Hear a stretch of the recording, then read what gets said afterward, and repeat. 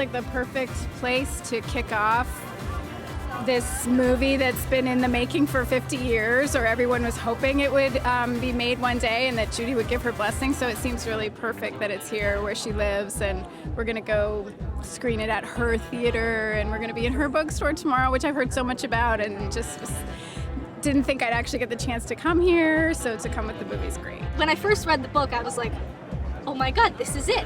This is the experience. This is what we all go through.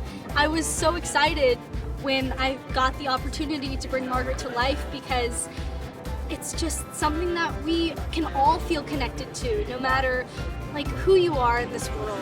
But it's just something, it's the experience that all brings us together. The idea that this day has come, that it's finally here, and that I'm here to see it, makes me very happy, very proud, very nostalgic. This cast is so perfect. You know, I was there every step of the way. Kelly would send me auditions, and she just knew what she wanted, and she was brilliant at spotting it. Like, I didn't know, but she knew. She knew what she wanted. She knew Abby the minute she met her that this was going to be Margaret. She knew Rachel, and it's just fabulous. And Kathy, well, who wouldn't want Kathy to play your grandma? You know, honestly, I really just poured my heart out to her. I really just told her how much her books meant to me, and just, you know, what a North Star she was for me when I was making The Edge of 17. And that if there was any author I could adapt, it would be her. And so, yeah, I think it was just like a passionate profession of love, really. It's really about how we all matter, and that we have to give, you know, that credit to each person. And that's why Judy, being the icon that she is, it's such a fitting thing that she's in Key West as our hometown person with us. So we love Judy. Hey! We love Judy. She really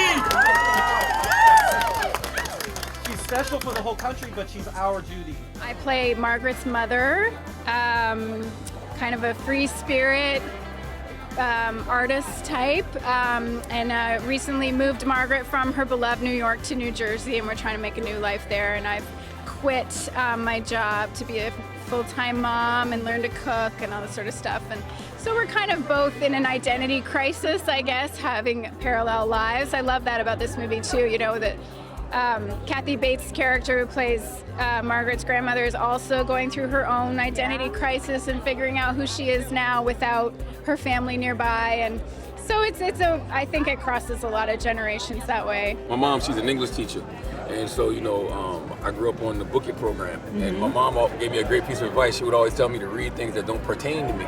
So when I would go in the library, and, you know, I would see these stories about, you know, these young white men, whether it was Fudge, or these young white women, whether it was, you know, Margaret. That's what I started picking up and reading, because that seemed like it was the total opposite of the life that I was living. And, you know, with the Book It program, you got to read 4 books to get a free pizza. So, you know, luckily Ms. Blume had a big catalog, so I just ran through all her books. Her and Beverly Clearly, I used to just run through those when I was younger, because I used to like pizza. And I just gravitated towards the storytelling.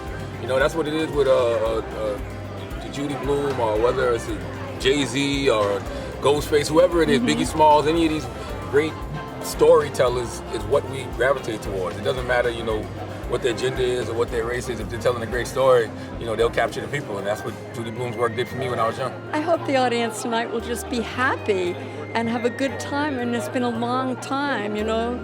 The movie theater was closed during COVID. Like all small movie theaters, it was hard times, and we've survived, and I just feel that tonight is bringing back all the wonderful times that we have had in this theater. The theater, my husband started it, and it's a nonprofit, and it's got 3 beautiful screens, and all of them are going to be filled up tonight with people waiting, you know, to come and see this movie. And it's like, you know, it's time for us to dress up and have a party and have a wonderful time again in Key West and at the Tropic. And we hope people will start to come back to the Tropic and enjoy, you know, it's like, oh, I forgot what a great place it is.